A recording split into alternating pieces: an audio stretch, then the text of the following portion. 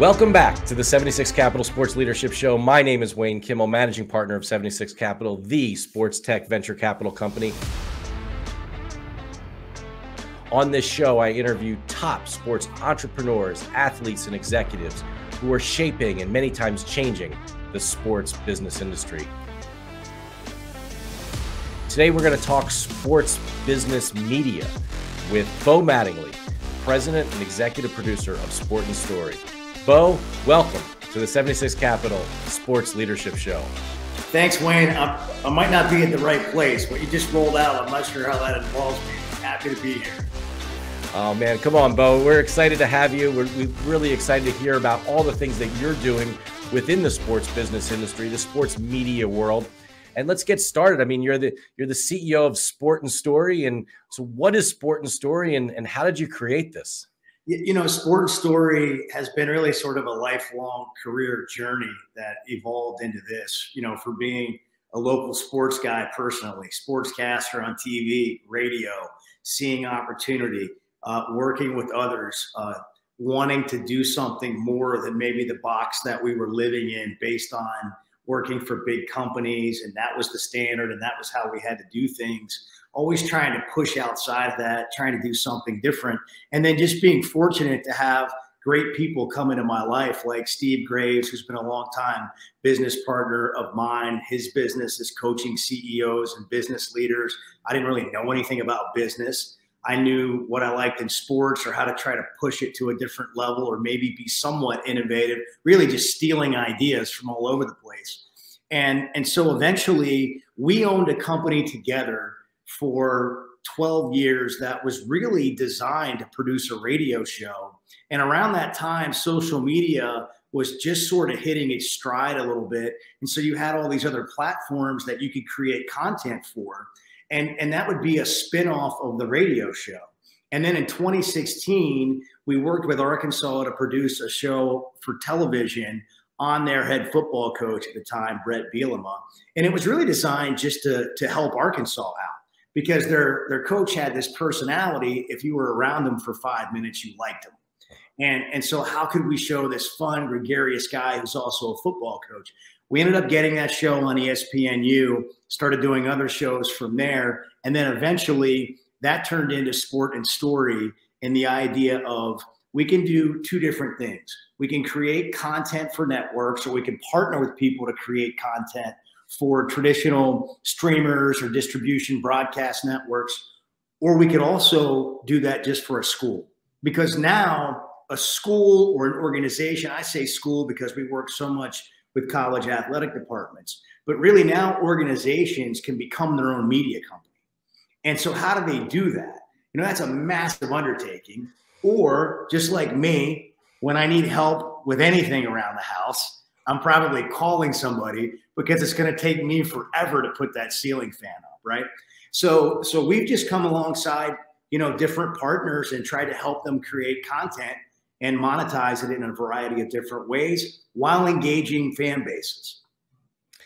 Well, Bo, it's so interesting, and I have so many questions. And you know, you mentioned earlier about being innovative, and you talk about all the different, you know, organizations and colleges that you're working with. Who are some of the different universities that you're working with now? Yeah, so the University of Arkansas. I live in Fayetteville, Arkansas. I've lived here for 20 plus years, came here for a job, thought I would never leave, or thought I would leave after 1 year, never left, met my wife, have a family here, wonderful place to live. And so they get the benefit, hopefully, of you know, being able to try things with the University of Arkansas. And so we launched our first, what we call like a mini Netflix for a fan base at Arkansas, Hogs Plus. But it really started before then. You know, when we got out of the radio show, because we wanted to just be free to be able to do a lot of different things and not have to produce and not be limited to just doing that, a daily radio show, we started the Hog Pod, which was an hour-long-ish podcast where we would sit down, tell someone's story, really have them tell their story, and then post-produce it in a way with archives and music that sounded like a documentary. And that went well. And then we started a Razorback Daily podcast. Before you leave the Hog Pod, I've got to ask you. So, you know, I've taken a look at some of the unbelievable guests that you've had. Is there one episode or one guest that really stands out in your mind? It's such a great question. And there's been so many good ones. And the timing of when you interview them can also affect that. You know, Kevin Kopps is maybe the greatest pitcher, had the greatest one-year run at Arkansas ever. And to sit down and hear his story of how he kind of came out of nowhere. He really didn't come out of nowhere. It was just a 4 or 5 year journey to get to where he went, was amazing. But then I go back to Norm DeBryan. It's another baseball story. A coach at Arkansas who took a job as a driver's ed teacher at Arkansas, took this baseball program from someone that was getting kicked off the fairgrounds for band practice to a top 25 perennial program and multiple appearances in the College World Series. Nolan Richardson, obviously national championship coach, trailblazer, minority who made a difference, made it possible for others that looked like him to be able to do what he did. But it was so hard for him for so many years, and he accomplished so much. It's always hard. You know, people ask me this all the time, and this just goes back to a career thing. And like, who's your favorite interview? And it's so hard to answer because you, like a lot of things, you move on. But being able to interview Michael Jordan, even just in a group setting, was an unforgettable experience. I remember him, you know, I was the last guy and I shook his hand leaving the locker room. And I just remember I couldn't see my hand. Like it was just gone, like dwarfed in Michael Jordan's hand. And just, but in person, that experience, you know, bigger than life, right? A great friend of mine, Ron Way, set up an interview many years ago with now the late John Wooden. And to go to this apartment and sit there and look around, and everything in the apartment was given to him. Like it was a picture somebody had painted, or a blanket somebody had given him, or, you know, I mean, just this modest, just real human being. So I'm not giving you a great answer per se on who's the number one, but what's interesting, and I think why I love stories and the people that I get to work with love stories, is because there's really, I mean, we all have a story. And we can rank those and say this one's better than the other one. But I mean, I haven't admitted this often, but a lot of times when I'm doing an interview, I almost tear up in the interview. And I'm like, this is opposite. You know, Oprah's supposed to make them cry, right? Not the other way around. But when you get into somebody's story and you feel it and you see where they come from, I mean, we're all just fortunate in a lot of ways to end up wherever we end up, right? And so to hear how someone got to where they are has always been fascinating to me, and I love all. Do you ever just sit back and think, why are these people allowing me into their lives? Like, why are they letting me ask these questions? Yeah. And, you know, and that's your job. That's what you get to do every day and provide for your family and do all these wonderful things. But these people are inviting you into their life. Is that, you feel a sense of responsibility? Do you feel a sense of like, I can't believe I'm getting to talk to Michael Jordan, John Wooden? I mean, it's unbelievable. Yeah. I don't think that people I don't think they think of it that way. I think that's the hardest thing to overcome in the beginning. But when you overcome it, if I say to you, I want to come do a story on you, the first thing that they usually say is, I don't want to do that, or no, let's not do that, or, you know, I don't like want to talk about myself or whatever. Once you get past that barrier, I think deep down, we all want to share. We all want to be heard. We just don't want to screw it up, or we don't want somebody to look at us as less because we were vulnerable or we told them something. But I don't see people regretting being on documentary access shows, Hard Knocks, even Last Chance U, where, you know, there's a lot of exposure to not so great things about your life. I don't see people regretting that. I think it's just a barrier to get over in the beginning. Once the conversation starts, from my perspective, that's what I'm trying to do, is just have a conversation. And a lot of it's just being, you know, curious. You know, I love the NPR podcast with Guy Raz, How I Built This. Because it's just so naturally curious. And And when you hear about people that have built great companies, you just want to hear, some of what you do here. Talk about, it's just, you're asking the same question that a lot of other people want to know. And then what I try to tell people that we do stories on or interview is I don't think you ever lose by being humanized. Because a lot of times we look at a football player and we see that face mask and that jersey, or a basketball player or whatever sport, and you're just happy or mad based on how they did. When you engage and see their story, I think it changes the way we see people. And I think that's healthy. And I think it's also inspiring. And that's what we hopefully do in a lot of our storytelling, is it has a positive impact. Because at the end of the day, we can all learn something from almost everybody's story. So you're certainly a storyteller. You go in and you interview and you try to bring these stories out of the different individuals that you have the opportunity to sit down with and talk to. Have you ever gone into a situation, whether it was you or any of the one on your team, and you're like, okay, this is the plan. We got plan A. This is where we're going. And we're going to, we expect to uncover these certain things, but all of a sudden it goes the other way. And you're like, whoa, well, this is unbelievable. Have you had those situations? Happens all the time. And, we got to remind ourselves, like, we can build a story plan, storyboard, ideas, and it's all going to change. And you got to be willing to let it change and understand that you're following a real person. So we were doing a story, we were doing a TV show at Kansas about building a football program for ESPN one year, and we had zeroed in on this safety who was going to win, or he was nominated to win an award for the All-State Good Hands team, but it was really about community and being out in the community. And he had this kid that he had been mentoring, and spent a lot of time with him off the field. The kid comes to the game. We're shooting with the kid. We're shooting with the player.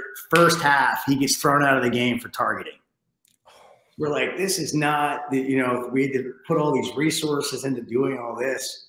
So we just followed him, and we had to follow him watching the game, and just went back into the locker room, and he's frustrated, and he's sitting there, watching the game and rooting for his teammates. And Kansas wasn't winning a lot of football games. They somehow won that game, and he comes back out and he meets with the kid, and the kid comes over and he gives him a hug. And, it didn't end up changing. At the end of the day, he started this good person who, made a mistake in a game and ended up getting ejected, but it certainly wasn't how you would have drawn it up. And when you're following real-time things, those things happen a lot. What's interesting, and you brought that up, is when I interview people about their stories, or I see interviews about people's stories, it's amazing to me how many times their story isn't what they thought it was going to be. Like, they had this idea and it ended up being completely different, and oftentimes better than kind of where they thought they were going. Just from somebody who hears a lot of stories, I see that a lot. And I find that fascinating, and sometimes I have to remind myself when things change in life, like, hey, remember, this happens a lot with people. Well, you were sharing with us about, the different podcasts that you have, the Hog Pod, the other teams that you work with. Love to hear more about some of the day-to-day things that you do at Sport and Story. Yeah. So currently we're working with Arkansas, Oklahoma State, Kansas, Oregon on a variety of different projects. We have 6 or 8 more schools that we'll be announcing partnerships with. I believe that'll happen this calendar year, hopefully by the fall. I won't name those schools, but they would be recognizable to major college sports fans. What we do on a daily basis is our mission is to connect and build brands and fans. So take brands and help their fans get connected to that brand in a more meaningful way, so that the fan is getting to experience more of their favorite entertainment, and that the brand, being a lot of times a school and athletic department, is able to connect with fans who can't come to the games as much, along with fans who can come, but many fans can't. surveys indicate less than 25% of your fans can ever come to a game. But you have all of these fans that want to know more. They want to be more connected. So if we can bring this together in a more meaningful way, it's beneficial to both the fans and the brands. And the other thing we're trying to do, and we start with content, by the way. That's a really simple thing for an organization to understand. Let us help tell your stories. I believe that if you have a third party tell your story, it's going to be better than if you tell it yourself. If I do a documentary on you, Wayne, it's going to be more authentic and real than if you do it on yourself. Even if I allow you to approve what we're saying, which I think with access, you have to give that organization a chance to say, we don't like that, but you still have that. It's more authentic and real. So through content is number one. Number two is, how do we create a fan community around an organization? So you have all of these organizations with schools, attached to schools, but they're not quite always connected. So it might be a fundraising foundation. It might be an alumni association. Now we have collectives and NIL deals. And then we have the school. And then now we might even have the players organization at some point. How do we connect all of these things? Merchandise sales, tickets, experiences at the game. How do we connect them all in a way that creates this more efficient, one word, but just this more dynamic community fan experience? So if I'm a Razorback fan, or if I'm an Oklahoma State Cowboy fan, or if I'm a Penn State Nittany Lions fan, how do I go to one place on my phone and I can kind of touch everything I need to touch there on the menu? If I want that, great. If I don't want that, great. But I'm here. I get my 15% discount at the store. I can pick my parking level. I can get my tickets. I don't have to go 6 different places to have the experience I want to have in a community. So that's kind of how we're spending our time, trying to help create these solutions for fan bases. But it all starts with content for us. It's a really easy way to understand how we can make a difference with an organization that really should be its own media company. Well, Bo, I mean, you talk about what you do, and it sounds, and you make it sound so easy, so simple, but you're dealing, as you mentioned, all of these different players, and then on top of all that, the university, the athletic department, the development department, the president's office. I mean, all these people, it's, and just understanding the world of collegiate athletics and just the world of, how colleges work. I mean, that's not easy. Each of these different areas, certainly, you talked about merchandising. I mean, like and then the fan groups, and I was going to get into a little later about what's going on with NIL, and now the power of the boosters, which used to be kind of off to the side. Now it's front and center. I mean, how do you bring these people together, and how is it that you're able to develop a product for them that they feel good about, that they'll embrace? Well, that's challenging to get a lot of people together, probably in anything, right? Like when you're bringing a lot of different organizations or leaders together to get on the same page where everybody's got a little bit different mission. At the end of the day, trying to help them understand one big mission that we think is important. It just takes time. And that's why we start primarily from a content perspective of just being able to, come in and say, look, we'll tell your stories. We have a great technology partner in WMT. We're going to have a great fan engagement experience. So when you go to this app or website or OTT platform on your smart screen TV, you're going to have a great user interface. We're going to take great content connected to this great user interface experience. And then as we go, we want to begin adding better and more experiences to this content experience. So content we create for platforms that we do include weekly follow doc series that you would see on an ESPN Plus, for example. Feature storytelling on a regular basis, just getting in and telling the stories of the people that are part of this organization, past and present, by the way. Then a lot of historical things, look backs at great moments, film rooms breaking down, what's happening week to week. And we're putting out probably 12 pieces of fresh content, original content on these platforms on a weekly basis. So when we launch, we have well over 100 hours of content. We continue to add that every week. And then we're looking to add more experiences to that original content, whether it's live in-game, a second screen experience, a pregame, a halftime show, gaming, which may not be gambling. It may be just points to win a free Coke at the concession stand during the game, or you might be able to redeem it with some other advertising partner, which is another partnership that we work really hard on, that multimedia rights partner. How do we create another experience and opportunity for them as well? So it takes time, but for me, if you want to get deals done, how do we connect on a common denominator that's simple and we can understand? We can have all these things we talk about, but at the end of the day, what can we connect on? And so with our background and understanding how to do content and how to work with a school and how to work with multiple coaches and their comfort level or their hesitancy, how do we navigate all that? Let's start there. Let us help with that. Let's partner on that. Let's make that work for you. And then we continue to add layers from there.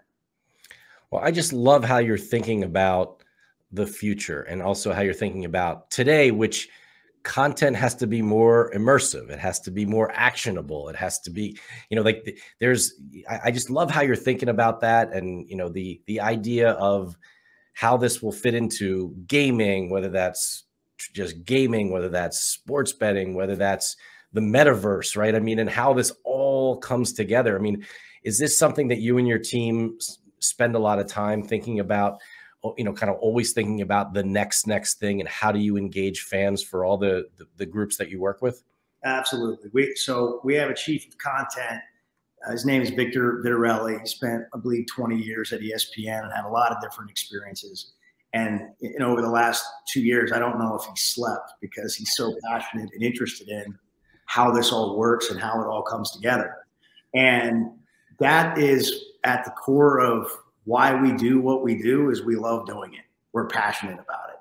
And I don't know if you can tell, it's just exciting to talk and think about, because I feel like, I don't know if I'm probably never going to invent something that, the microwave or whatever we all wish we would have thought about. But I do see opportunity for so many people in the content world. And I have a hard time understanding, like when I talk about content, I'm talking about special content. Like there's a cool story. And then sometimes I think people think content is like the label on a ketchup bottle because it's got letters and words and writing on it. They're like, that's content. And I'm like, okay, I get that, but that's not the content I'm talking about. Like, let's do something cool. And so it's exciting because there's opportunity, to tell, like we've lost the art in traditional media, whether it was because we lost access or whatever, newspapers going away, we've lost the art of like original storytelling. And there's such a need and opportunity. Like if you're a school and you're winning championships, let's just go back in history. How many of those stories exist today for you to go back and relive if you played or you were a fan in that era? Or you have to wait for some 30 for 30 or SEC story to come out to see, or whatever equivalent at whatever conference. Somebody had to have this great idea, a big budget, and put the story together. We're trying to do that now in perpetuity forever for schools to have, because they're such historical institutions. This should exist. So that when you see an opportunity and then it's something you feel like you and your organization do well, that's exciting. And that's where I think we are. Well, it's super exciting. You don't have to wait for, what was it, the 30-year, the last time that Scotty Thurman hits his shot and Coach K is retiring. Like you don't have to wait for, like, why should you be waiting for that moment to talk about that team? Well, and if you're a recruit and you want to come play for this school, let's just call it the soccer team. I had a soccer example at Arkansas. I was at a basketball game. The soccer coach, Colby Hale, comes up to me and he says, I want you to meet this this recruit. And the dad of the recruit says to me, hey, I love the podcast, the Hog Pod. And I go, well, thanks. He goes, the first thing I did when Colby Hale started recruiting our daughter was go listen to his Hog Pod. And I was like, I like that guy. I want to meet that guy. I want to get to know more about that guy. So when we obviously know Coach K, but even as much as you know about Coach K, now that all the stories came out in his last year, you're reading more. Right. You feel like I knew him, but now I know him a lot better. And why not have those stories, throughout for not just maybe the greatest coach in college basketball history, but for somebody that's even maybe not quite as well known to be able to tell their story. Well, absolutely. I mean, you talk about, the soccer player who's entrusting his daughter to this coach for the next 4 years. You want to get to know that person, and where do you find that content? And exactly. One of the things, the media world is changing.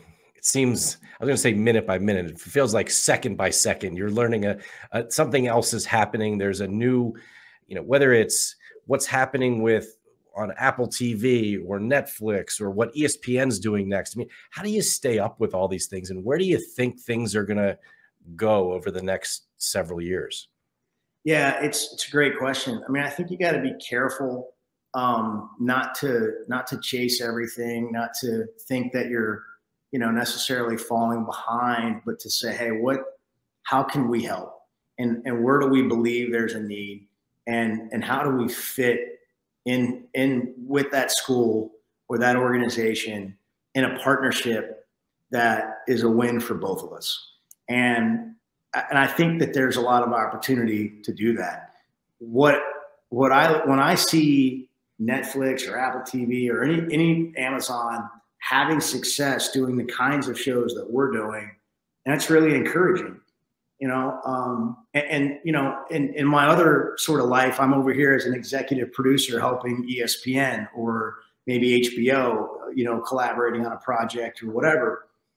Well, that's a one-time experience at that school. Like if we're doing a school, Alabama training days in 2018, or Baylor basketball, which I was fortunate enough to serve as the executive producer on a series called Our Time for ESPN that we just wrapped up.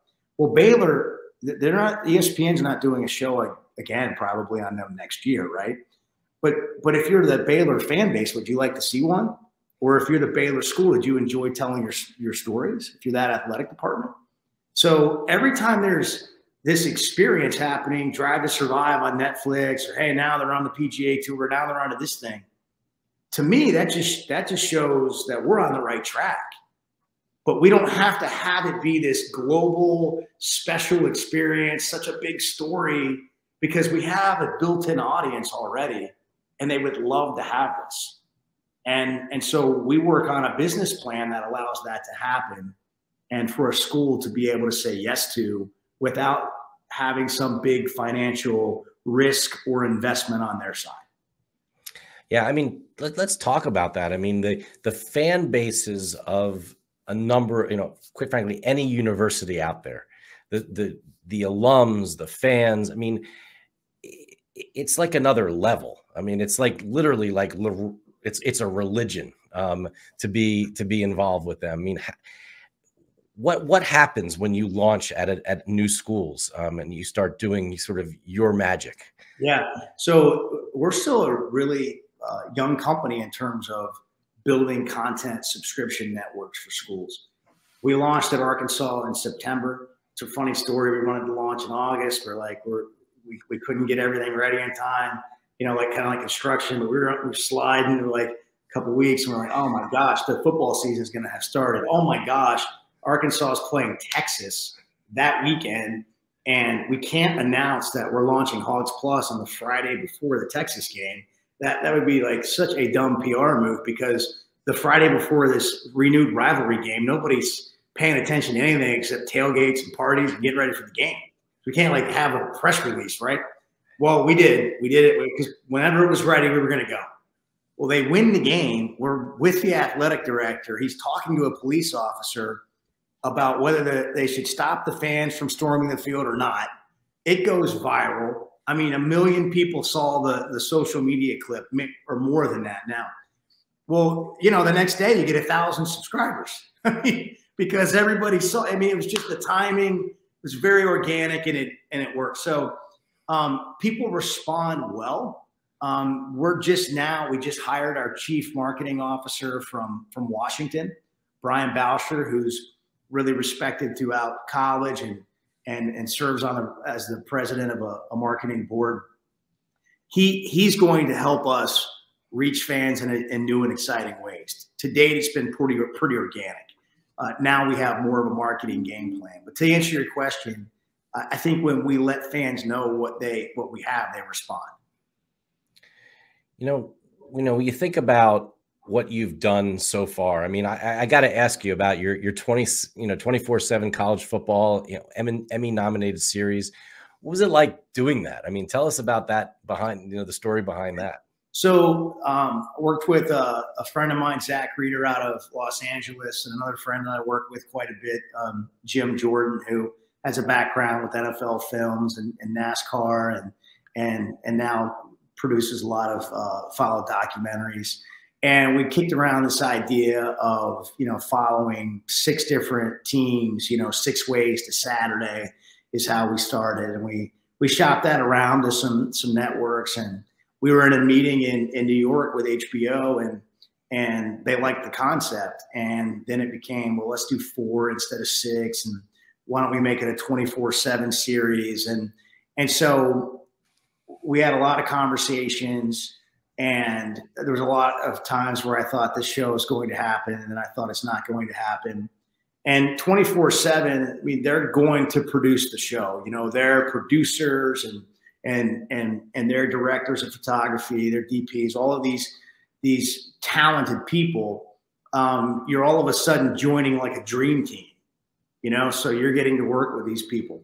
And really what's interesting is my role in that became less about the production and more about getting everyone on the same page.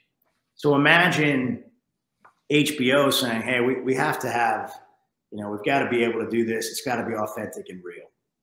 And dealing with a college that says, we've seen some things that have been on HBO, like just HBO's big channel, right? Like, what are they going to be showing about us? And nobody had any ill will either way, but just my job became pulling everybody together.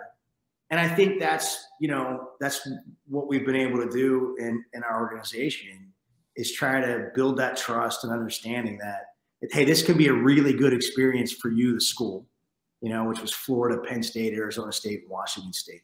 It's going to be a really good experience for you. And then helping HBO understand, hey, these programs are going to deliver great content.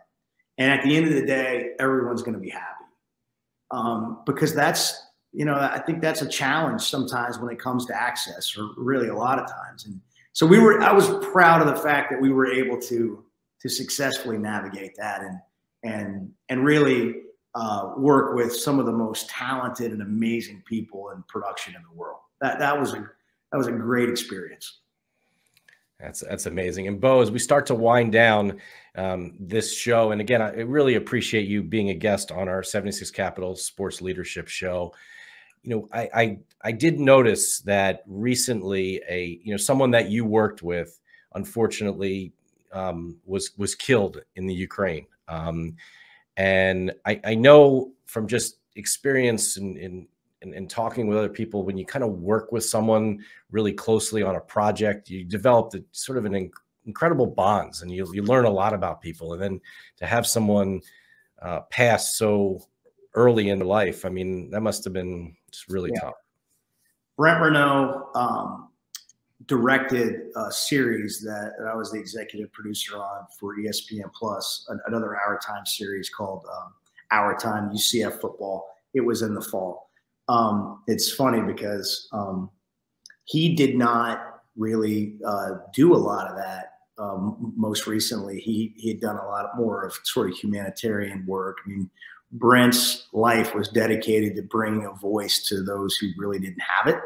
But also he loved stories, loved storytelling. I mean, you can just look up Brent Renaud, go to his IMDb page. If you want to have an amazing week of binge watching shows. Go find the shows that he's done, and it'll just blow your mind in terms of danger zones, where he's been, things he was able to go show us that we wouldn't otherwise get to see. But I had the incredible experience of getting to know him for a couple of years and then working on that show. And then he was in the Ukraine trying to show refugees and what they were dealing with and how their lives had been, you know, unjustly changed. And you know, him and the guy I was with were ambushed, got shot, and he lost his life. But I went to his service, and it reminded me of a couple things. One, how impactful storytelling can be. And two, I think everybody that left that service, you had to take a look in the mirror and say, you know, why do I do what I do? How am I making a difference? Because that's the kind of guy he was. And at the end of the day, Brent's story will be told. His brother Craig is a filmmaker, and he will tell Brent's story. It was amazing to watch Craig at the service, who the entire time he was filming, probably in part to deal with the service, but also because he's a filmmaker. Someday Brent's story will be told, and it will have a positive impact on all of us. And hopefully at the end of the day, the stories that we're telling and the way that we're able to connect with fans are deeper and more meaningful in their experiences than they otherwise would have been. And not only is it entertaining, but hopefully, you know, at least part of these can make a difference in how we live and the things we choose to do, and how we see this journey that we're all on together. Well, Bo, it's really meant, you know, a lot to have you, you know, on our show here. I really appreciate your time. I think that what you're doing in and around the sports industry, all the things that you're doing, sort of showing the human side of everything that's happening from, you know, around college athletics is really incredible. I think we've got some. It's going to be unbelievable to see how NIL affects all of this. I mean, before we wrap up, I got to ask. I mean, who knows? What do you think? I mean, how is this? What's going to happen here? It's like as unpredictable as Bitcoin itself, right? It's like it all should be wrapped in there together. I don't know what's going to happen. I think there'll be a course correction at some point, but that course correction is also it's unpredictable in a lot of ways.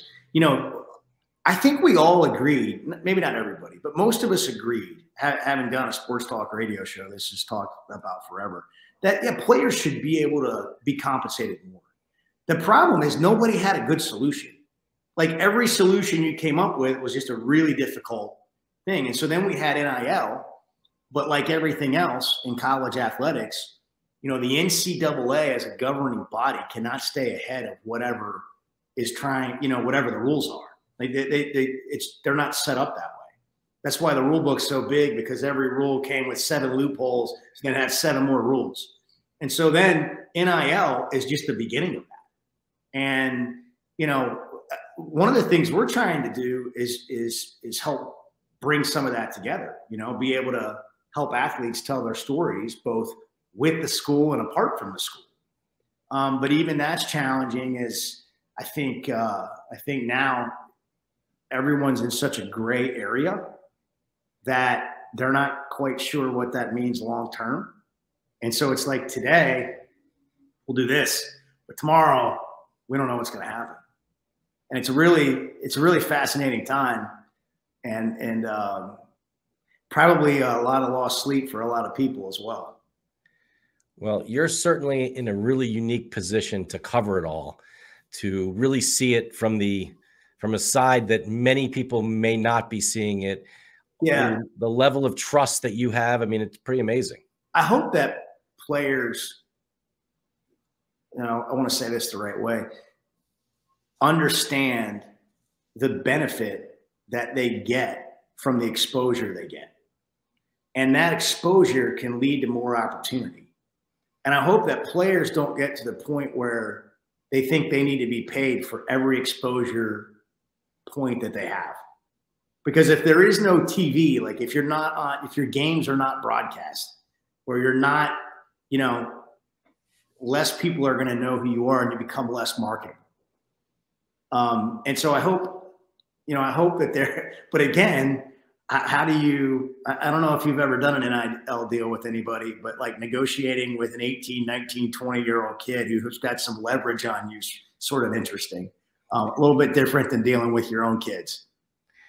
Well, it's definitely fascinating. So much more to come. I hope to be able to have you back on our show, Bo. This has been awesome. Bo Mattingly, the president and executive producer of Sport and Story. Bo, as we wrap here, where can we find all the great things that you do at Sport and Story? Yeah, so sportandstory.com is our website. We're currently, you know, we'll continue to announce on social media, you know, when things happen. From a fan base perspective, when we get to your school will tell you. And we're excited about the schools that we're going to be going to, and the organizations that we're going to be working with in the coming days. My Twitter handle is at Sport and Story Bo. Is an easy way to keep up with us on LinkedIn. But hey, thanks so much for having me, Wayne. What the stories that you guys tell, you know, the businesses that are being created. I mean, wow, we certainly live in an opportune and innovative time, and it's so fascinating to see all of the amazing people out there and the stories that they're putting together for themselves, and the work they're doing, and the businesses they're putting together. It's fascinating to watch, and so thank you for all the work that you do. Well, you're welcome, and thank you for joining our show. Once again, Bo Mattingly, the president and executive producer of Sport and Story. It's great having you on our 76 Capital Leadership Series, and just keep making it happen and doing all the things that you're doing. That's what it's all about. Thanks a lot, Bo, and everyone. Take care, and just like Bo's been doing, and like all these other amazing guests that we get to have an opportunity to talk with on our 76 Capital Sports Leadership Show, they just go out there and make it happen, and that's what you got to do as well. Thanks, everybody.